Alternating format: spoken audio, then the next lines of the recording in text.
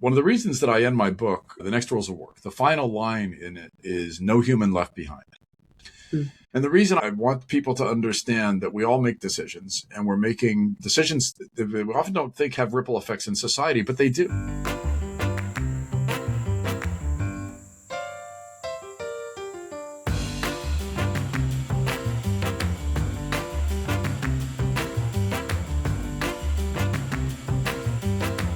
Welcome to Your Work Friends, where we break down the now and next of work. I'm Mel Platt. And I'm Francesca Ranieri. We're excited about this episode. Every week, Francesca and I read another headline around how AI is replacing jobs, changing careers, or just completely reshaping the workplace. And honestly, it can be really hard sometimes for us to separate what's real from what's just hype. I don't know if others are feeling that way too. We certainly are. And that's why we wanted to talk to Gary Bolles. Gary is one of the world's leading voices on the future of work. He's the author of The Next Rules of Work, and he has taught more than 1.7 million learners on LinkedIn Learning. And he's also a global fellow at Singularity University, where he helps leaders think about the future of work and transformation. Yeah. In this conversation, we really wanted to know from him, what are the next rules of work? We unpack what AI is actually changing, why young people may be the most affected, what organizations need to rethink, and most importantly, what all of us can do to build a career that's resilient, no matter what happens next. Because the God honest answer is none of us know. So if you are like us and are trying to make sense of where work is headed, this episode, and I'll tell you, this conversation left me feeling a little less anxious and a little bit more prepared. And hopeful. Gary's just awesome. So With that, here's Gary.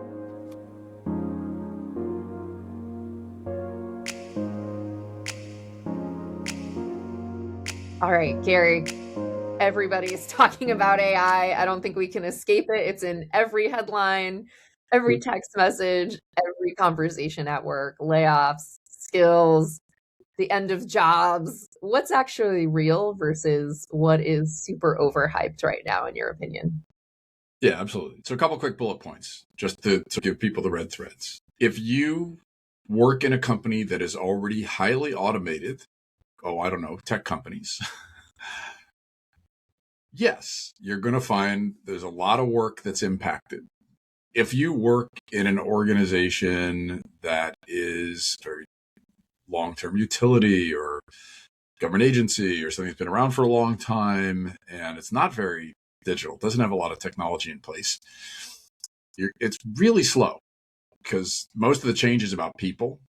So those are the endpoints. And then what are the frictions? That is what slows things down in how people shift to use these kinds of new technologies, and what speeds it up.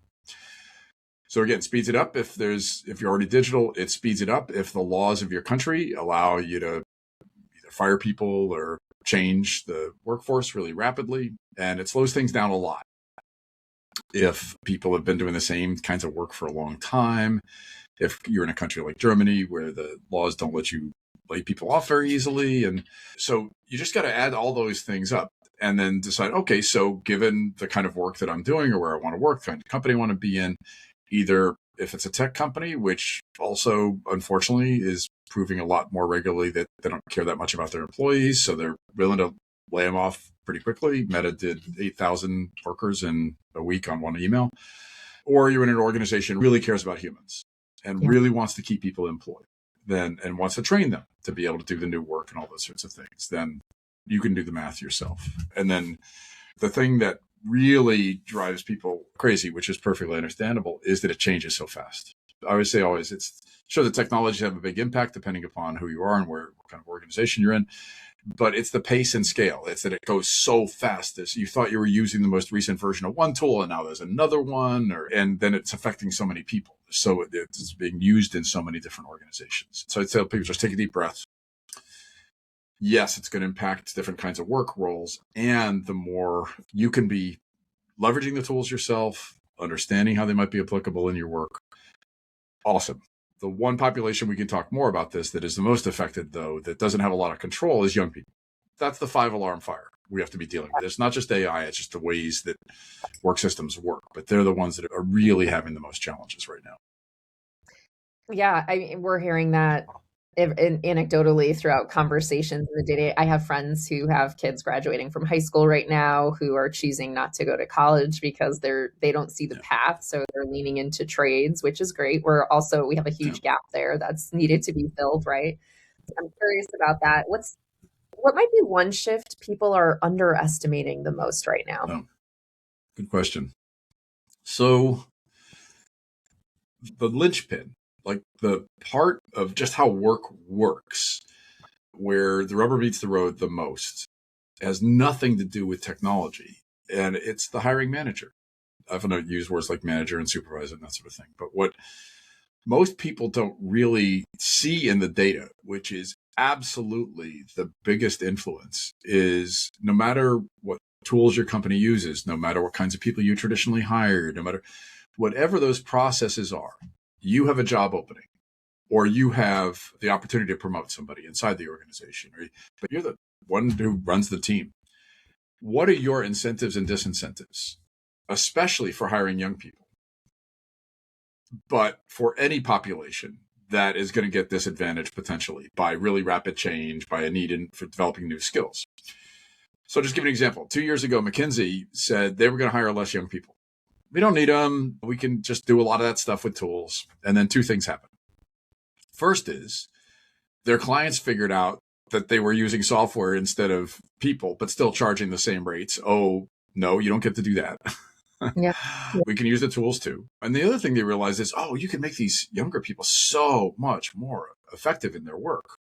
And they can do a lot of stuff that it used to take us years to train. Oh, okay, now we need more. So that's what McKinsey just said. No, we're going to actually dramatically increase our hiring of young people. So lots of variance by industries, but the guarantee that especially more advanced degrees or degrees from certain types of colleges and so on gave you a big leg up, which was true in the past, is no longer as true. And so when you've got friends that, or any listeners are parents and have kids that are going through this decision-making process, I always tell them, first off, I have tremendous concern for three populations: young people, their parents, and their teachers, because they're the ones that are being so dramatically affected. But I tell the parents, look, the rules you knew about encouraging your kid to go to a college and get that degree and amortize it, there's still plenty of places where you're going to have traditional jobs and that sort of thing, but it's not a guarantee.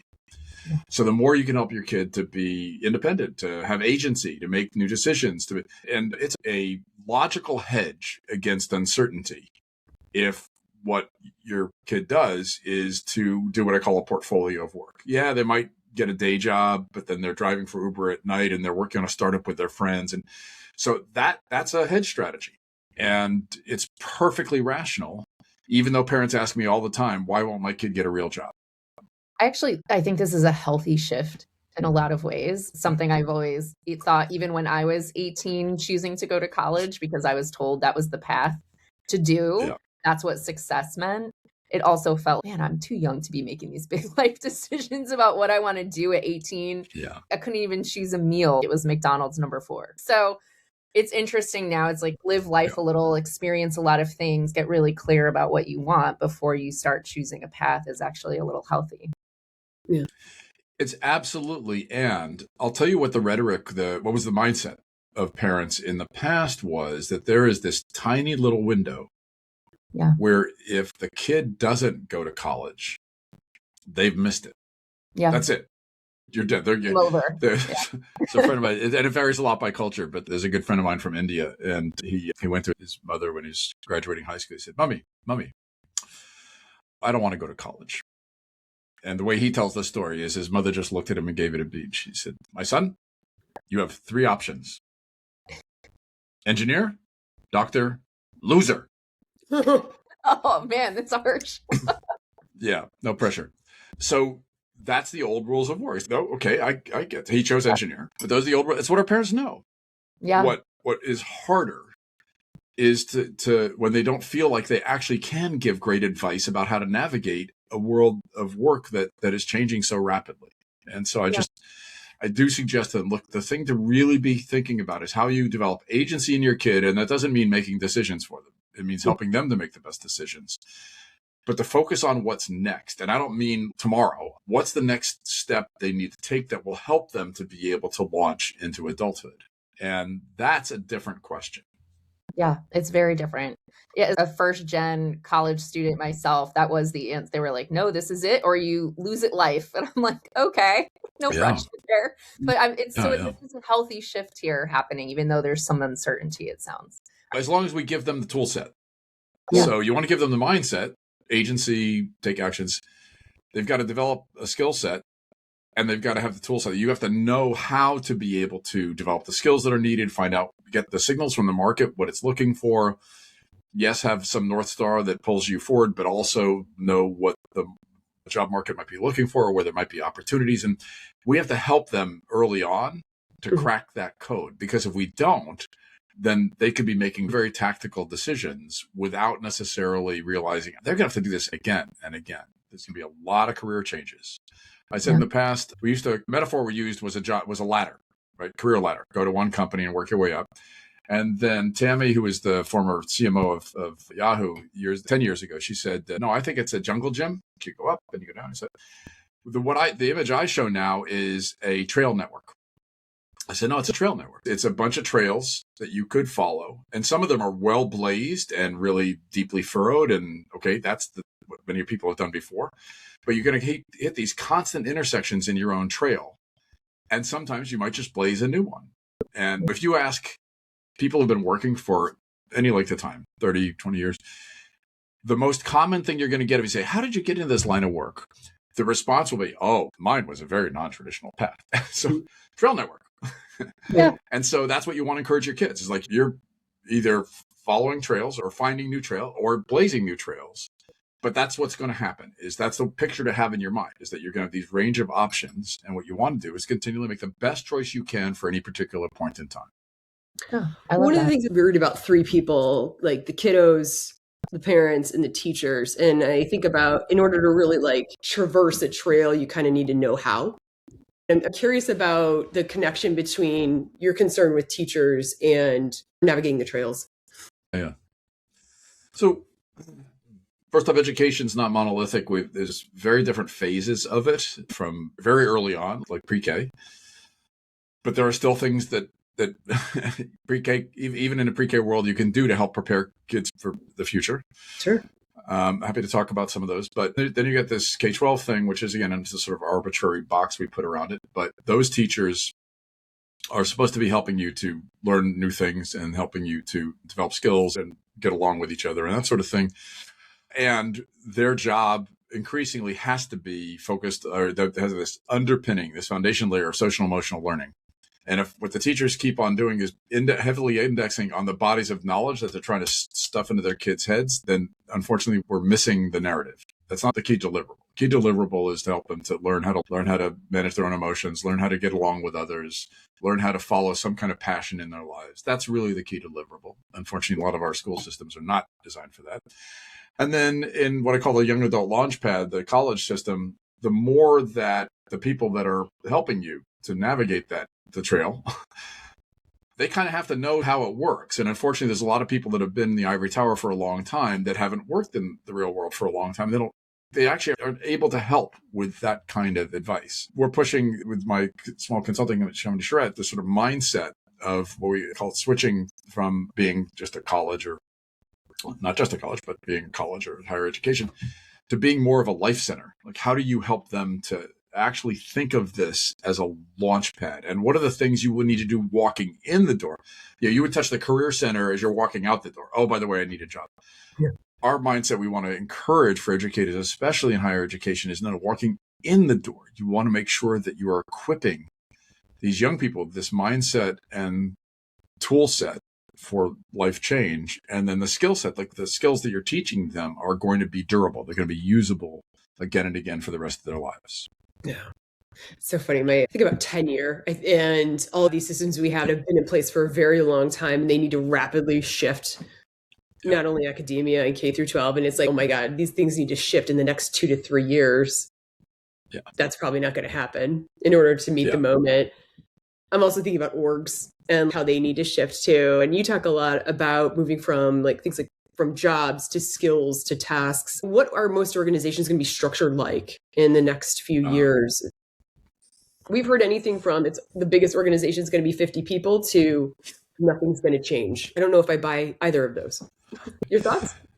So it's all the above. So think of it this way. So you've got these endpoints in terms of how organizations are structured. And you're right. In the same way that our educational institutions were shaped, especially in the West, by the industrial era.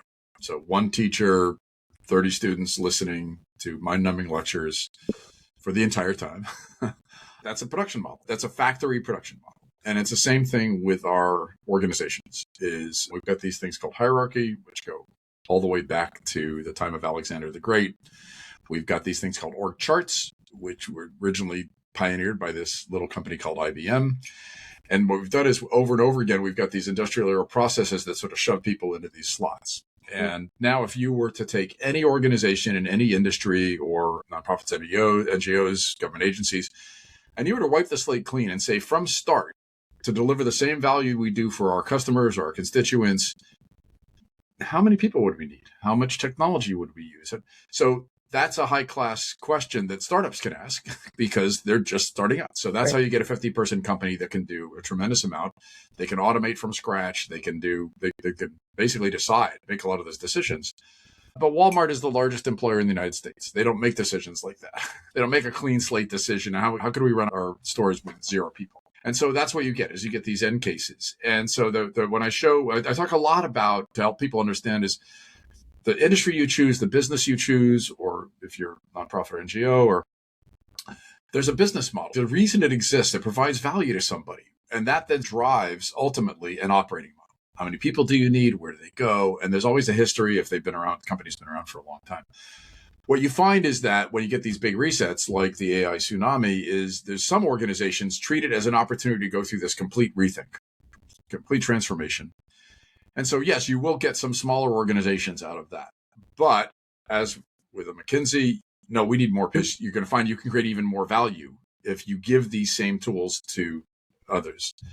And then if you want, some people find it inspirational and some people find it creepy, but there was a company profiled in the New York Times a couple of weeks ago called MedV.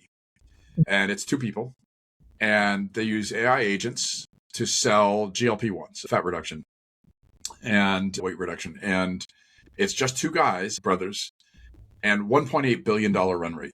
Now, the agents make up customers. They lie about the fact that they're saying it makes its own products, which it doesn't. It's all about just selling, and it makes up all these social media stories.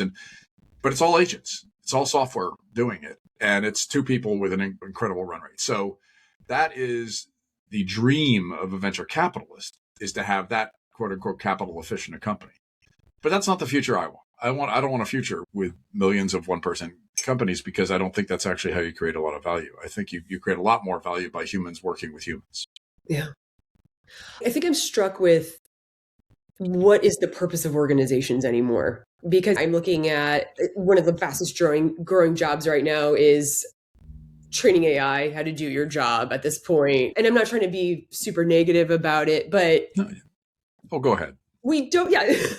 Let me just go into my we don't have a lot of regulation in this country around layoffs. It feels like we are in a almost brutal capitalist type of philosophy around get as much profit, get as much rev as you can out of this thing. Get as much productivity and efficiency out of this thing as you can. And I'm wondering if that changes in the future or if it gets more pronounced. It's a good question. So you have to come back to the fundamentals, is what's different at the macroeconomic picture. So what is happening with the global economy.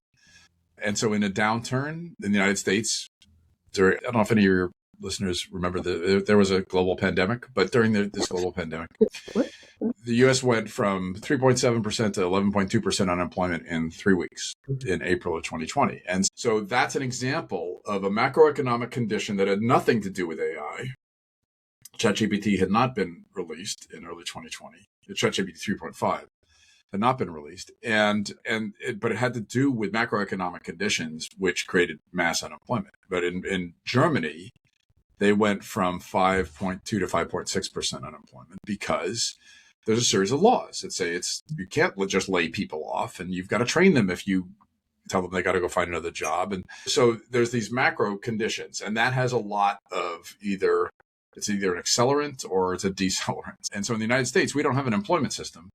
We have an unemployment system. You don't get benefits unless you get fired or unless you're out of work. And whereas what we should have is a lot more resources to keep us trained, so we're always having work. So then you drill down into the organization level. And if you're working for a tech company, which is already highly digitized and may not care that much about its employees, then yeah, you're probably going to find that you're one of the first. If you're last in, you're probably first out. That is, you're very likely to find there's less guarantee that you're going to be kept employed. And so this is why we need to go back to this whole thing about agency. Is we really do need to encourage people to have a lot of agency and to be continually thinking about the next step. If you look at the studies about young people today, if you look at the waves, I don't use phrases like Gen Z and Gen Y because I always say I don't think this is a new generation. I think this is a new species. I think this is the next, young people are the next form of humans. But if you look at the waves, the most recent wave of young people in work, 2/3, when asked the question, are you already looking for another job? Answer yes. And it gets a lot less as you move up in age. And so this is what we call the era of optionality. It's more and more young people, especially, and not all young people and not just young people, but more and more young people are looking at their digital distraction devices, continually watching for market signals. Are my friends working on a new startup? Does a friend down the street at another job have a better boss than I do? And that means that their loyalty and the belief that they would stay working up the career ladder is much, much lower. Why do you think the younger generation is a different species? I got to know that. So evolution, it's a little bit tongue in cheek, but it's not too much. I got a 7-year-old. I understand this. Okay. Great. You got it. I'm like, please, all right, so please reaffirm my beliefs. Sorry. Oh yeah, absolutely. Look, at any point in time, so one of the wonderful things about evolution, whether you're a massive fan of Charles Darwin or you just think of it as a metaphor, is that it's continual, incremental innovation. It's constantly trying out new things. And that's true of our genome. That's true of us in societies, is we're doing this little steps to test out new innovation, and then they become waves of innovation when lots more people do them. And so when you get a really big shift in behaviors, in motivation, in societal context, in a lot of the things that we used to think were kind of guaranteed, like why you work, and when all those things go through really big resets, I think you get just a completely new set of motivations, characteristics, societal constructs, just completely new ways of doing things.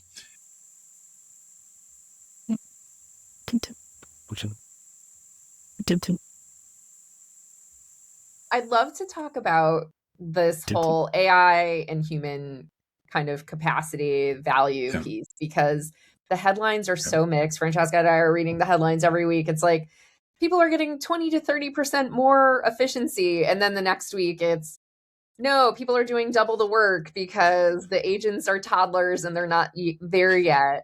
Yeah. And then also companies are seeing real value. And then actually CFOs haven't seen any ROI from this with their P&L. So there's like all of these conflicting stories out there. I imagine there's obviously some real wins happening and some real losses happening. Where do you see this value? What's the story here? Because all this mixed messaging around the value happening here. All right, so I'm just going to give you some quick bullet points because it's a broad landscape, but I just want to again help people to see some of the threads that I've seen. So the first is there is no such thing as AI. Yeah. There's no such thing as artificial intelligence. It's a marketing label. And I'm a child of Silicon Valley. I spent more than 50 years of my life in Silicon Valley, so I can gently criticize my brethren and sistren. But it's a marketing label. So the more we say, and AI, nobody says, oh, I used the internet today. it becomes part of the woodwork. And so we're at this inflection point where it benefits tech companies a lot for us to keep on using these labels and to make it sound like these are some of the most incredible tools that have ever been on the planet. In many ways, they are some of the most incredible tools that have ever been on the planet, but they are flawed. They've got deep flaws. They can do incredible things, but they also can do incredibly stupid things and ineffective things. So here's some of the things that happen inevitably is, first off, CEOs love this stuff because it gives them back a couple hours in a day to automate a whole bunch of stuff that they thought they had to do themselves. And so they then think, oh, great, everybody can get the same benefits. And it doesn't work like that. It turns out that there's a lot of different kinds of work that you can use a lot of these tools to automate a lot of repetitive tasks. And that is awesome. And you can change workflows. But people don't change very rapidly. They don't have a lot of incentives to change rapidly, especially if the company isn't telling them why they're training this software. Is it to replace? Are you really? Or is it to make me more productive? So what you find is that there's some use cases where it's automatically really useful. Call support.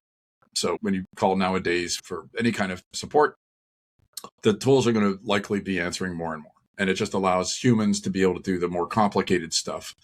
But it also means you often need fewer humans on call desks. So there's a couple different applications, but then there's a variety of uses, such as with programmers, where good news, you could knock out a ton more code than you did before.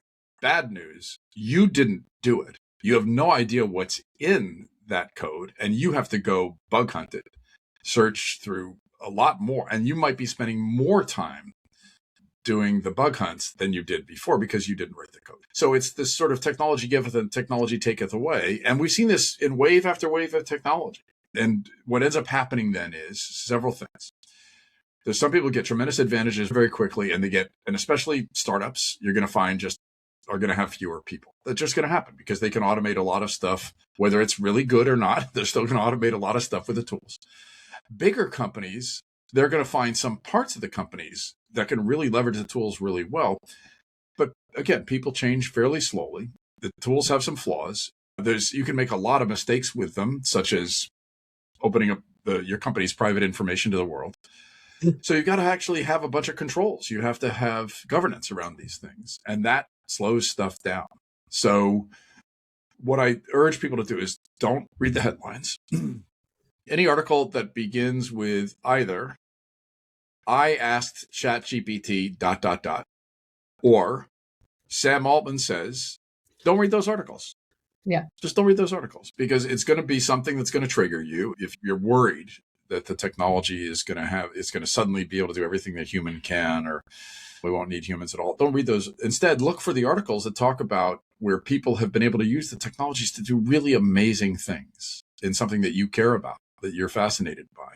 Those are the ones that you should be looking at because that's where you're going to be able to create value. And for young people especially, I'm not telling you have to go become an expert in the tools. As a matter of fact, I'm not telling you have to use the tools. What you're going to find is that there are going to be certain kinds of work roles where people are using the tools a lot.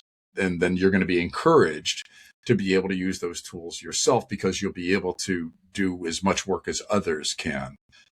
Again, only in specific jobs. Yeah. I'd love to so we are not anti-technology at all here. I think we're more cautious adopters of what are the things to think through. And just to your good point, where do you see this actually elevating human work right now? There's just so many great arenas. And a lot of it just depends upon sort of the sniff test or the bar you're setting. Yeah. So if we could wave a magic wand and every human on the planet had access to tools or to the kinds of advice and capabilities that allowed them to be able to find or create meaningful, well-paid work, that allowed them to have great medical advice, that allowed them to be able to get input on how to parent better, that allowed them to become better teachers, if everybody in the world had access to all of the kinds of tools we would like to make sure, and access to the work itself, that we would like to make sure everybody's able to use, then great. We don't need as many of the tools because if you have people helping you to do that would be awesome. But that's not the way it works. There's tons of populations that do not have good access to medical advice, that do not have good access to learning. And so there's tons of great examples where people have been able to use the tools to do something that they just literally could not have done before, or that helped them to be able to do something, achieve something they wanted, start new businesses, learn new skills, connect with people that they would never have connected with otherwise, be able to do things that used to take them hours to do, and now they can do in minutes, that allow them to do other really cool things. There's tons of great use cases. Unfortunately, in the yin and yang of any technology, there's a lot of cases where the technologies can be used for ill, where they can be used to hack your brain, where they can be used to violate cybersecurity. There's all sorts of negative things that the tools can do already. And because a lot of the tech companies don't take responsibility for trying to mitigate against those ills, I don't know, social media, it's a lot more easy for people to do bad things with the software. So here's what we need. We need people to be good consumers of the software, use tools because they've researched the companies and they know who's trying to do this all with benefits to society. And we really do need to be able to, especially help parents, to navigate the decisions about when kids have access to these tools and when they don't, because there's a lot of other societal negatives, such as cognitive offload, having the technology make a lot of decisions for you that will have some really negative consequences downstream if we're not helping, especially younger kids, to be able to understand when technologies are most useful and when they're not. Yeah. I recently saw the latest report on the top uses for AI in everyday life. And one of the things that really struck me were the outsourcing your thinking piece, which I've seen in real time with some younger folks I work with, where I'll ask a question and they'll ask ChatGPT while we're in the conversation. And I'm like, okay, what do you think? Before you get that answer back, I want to hear what you think first. Yeah. Which is interesting. And the other was around therapy, which I'm torn on, just because in terms of mental health systems in this country, there's an access problem. And so this is an area where it's really challenging because you have those populations without access, like you were saying. That's a great way to elevate access to people who don't have it. But it's also now we're potentially outsourcing community for people through, because they're going to their tech first versus an actual human. So we thought COVID was bad when people came out of COVID with social skills. So what does the social fabric look like in 5 years if that continues? That's top of mind for me. What I try to urge people to be thinking about in their own lives personally, just for each of us as individuals, is what is the level of social cohesion in our lives? How many friends are you active with? How many people do you talk to on a regular basis? How much do you get out interacting directly with humans? I would be classified as an introvert, and I know I need to work a little harder to go out and do those things. And I'm lucky because I get invited to do lots of talks and consulting around the world. So that kind of pulls me to do those things. But in the age of AI, we have to do more. We have to first focus in our own lives, how much social cohesion do we have? And we have to understand that a lot of the ways we used to have social interactions in the past, the technology can insulate us from. We've got in the US, we have deep trends towards having fewer kids, towards less membership in institutions like churches, towards less in-person interactions, a lot of online learning. And each time we do that, it's really important to think of this as a balance in our lives, because with more social cohesion, with more interaction with humans, especially in the communities, like where we live, then the greater strength societies have. And the more we are individuals and we are less involved in interacting with others, and the more we use the tools, especially to interpolate our interactions with others or to make decisions related to others, then that reduces social cohesion. And so that's just the picture I want people to have is, look, we all want countries, societies where we've got these strong connections to each other. And then in our own lives, we have to look at how much time are we spending on that screen, and maybe just a little less, but not just less screen time. That's what I tell parents all the time. It's not about telling the kid less screen time. It's, I want you to do more going out and being hopefully a free range kid, or at least interacting with others and playing games with others and that sort of thing. So you get hooked. Yeah. On how fun that is. And it's the same thing for adults. Yeah. Just getting outside and touching grass, as we like to say. Yeah. or humans. Yeah.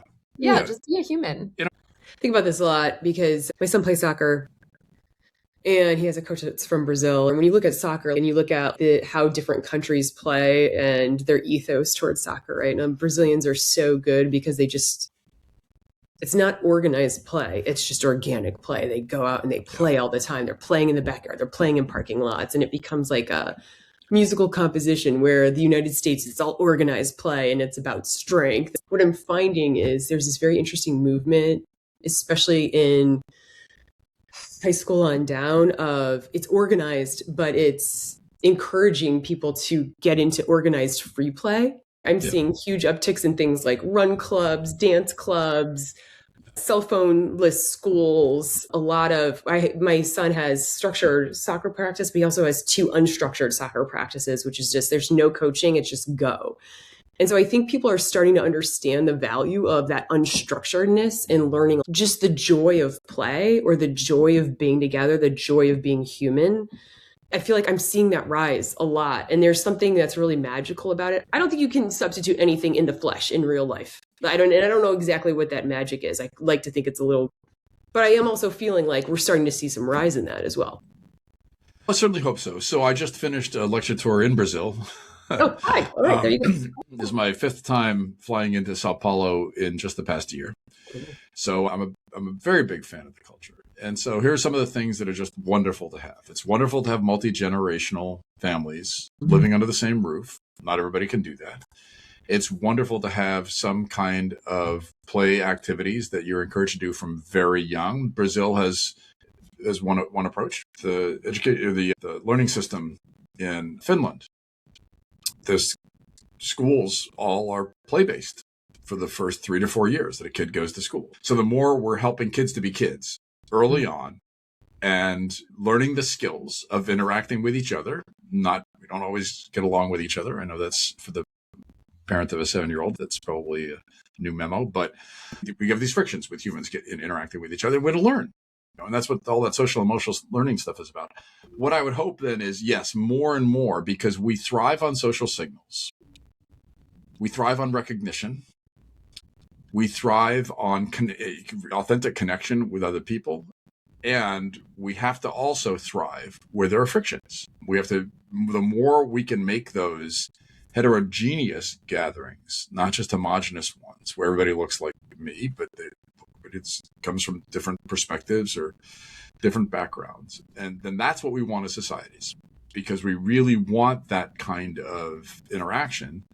And then we want to always over-index on what connects us. Yeah, that's very fair. Yeah. I want to flip to what that means in an organization. You've talked about moving from rigid hierarchies more towards access to talent. And I'm curious about what that actually looks like in practice.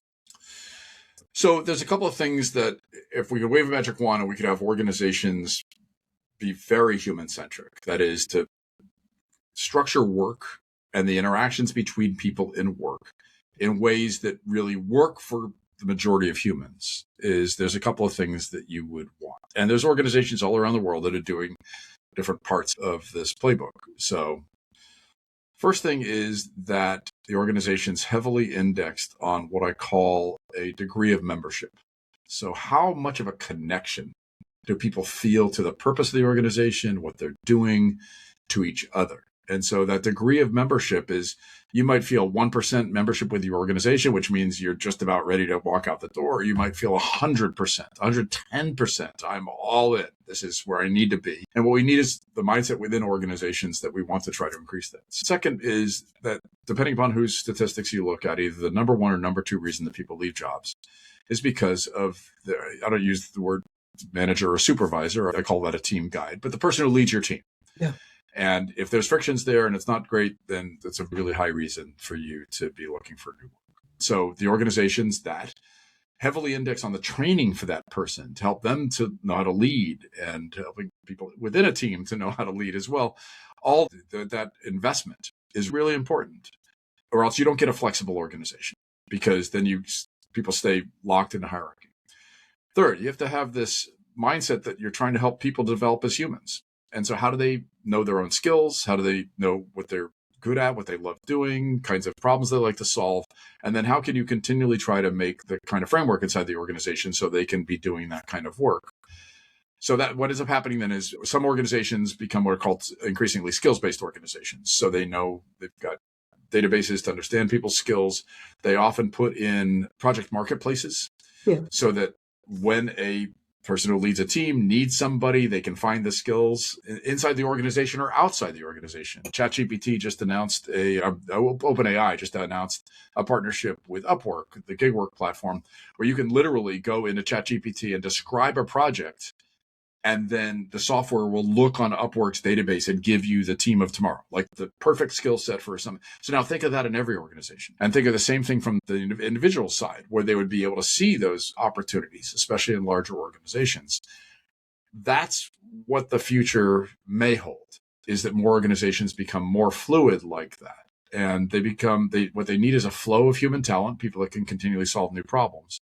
And what individuals need is to continually have optionality, is to understand more about their own skills and then be able to solve the kinds of problems that they most like to. And so a lot of organizations already are starting to experiment with these types of things. And the opportunity is to create more flexible organizations where you just are able to continually bring in, especially young people. We need to make sure that this really works for young people through apprenticeships and mentorships, but where they're able to do more project-based work and they're able to be focusing on generating output so they can point to the things that they've accomplished and developing new skills as rapidly as possible.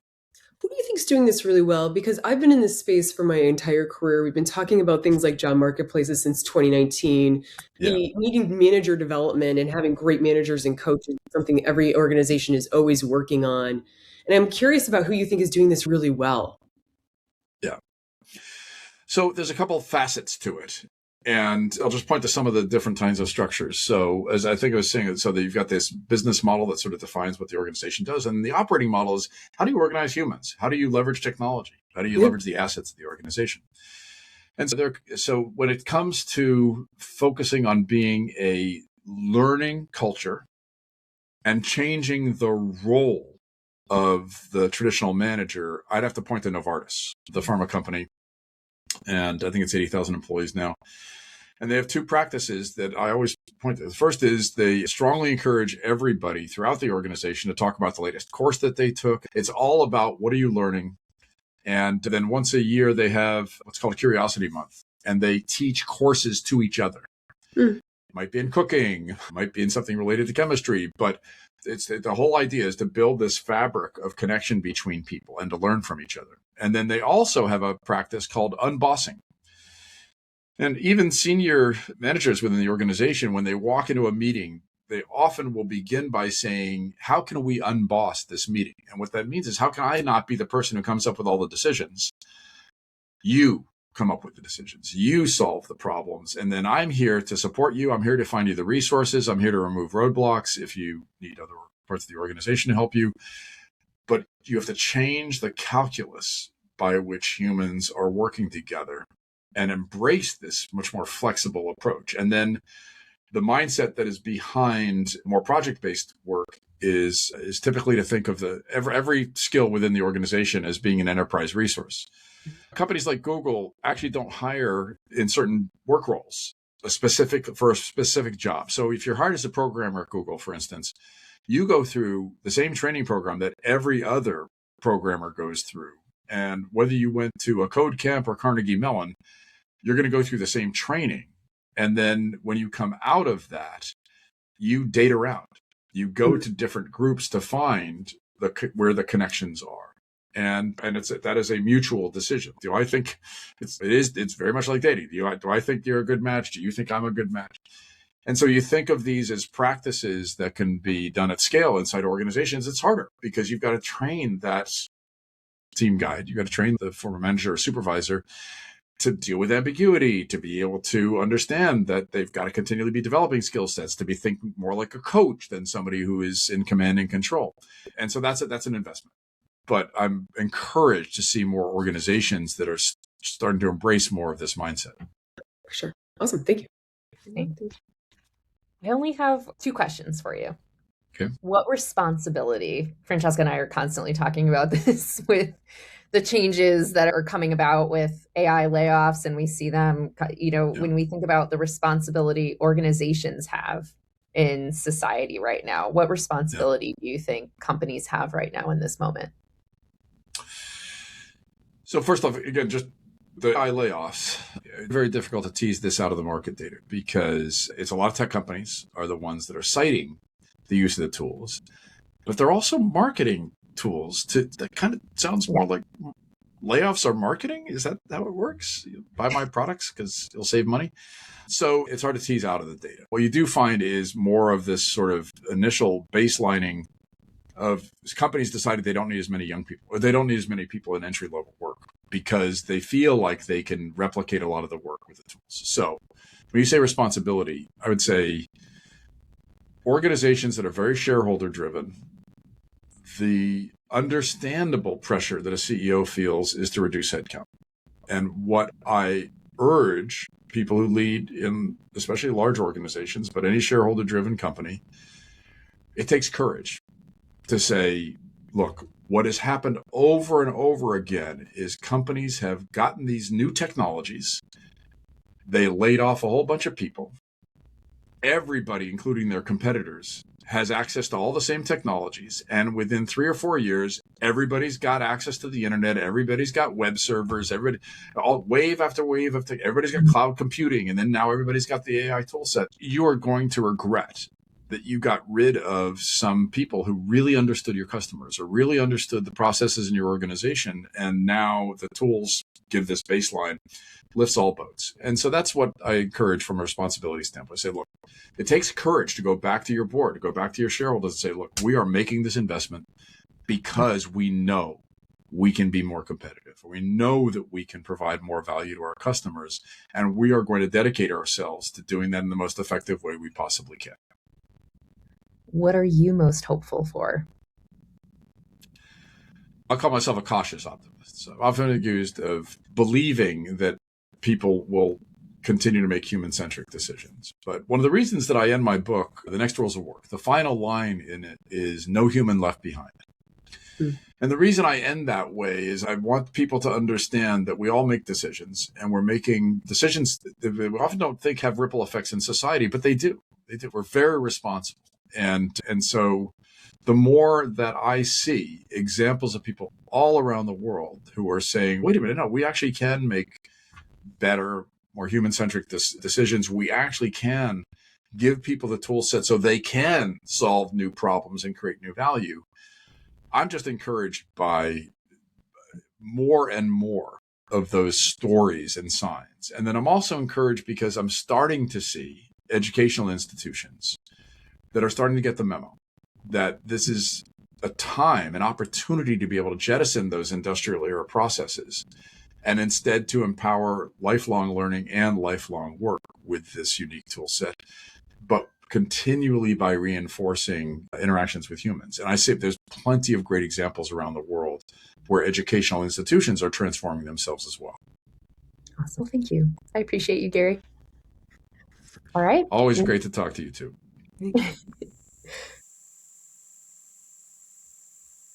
Thanks for joining us today. Music was by Pink Zebra. This episode was produced, recorded, and edited by yours truly, Francesca and I, of Your Work Friends. And we're an indie pod, folks. We drop new episodes each week on Tuesday. So please come back to check them out. Subscribe on the platform of your choice. And if you want one big, meaty insight about work every single month, subscribe to our newsletter on yourworkfriends.com. Bye, friends.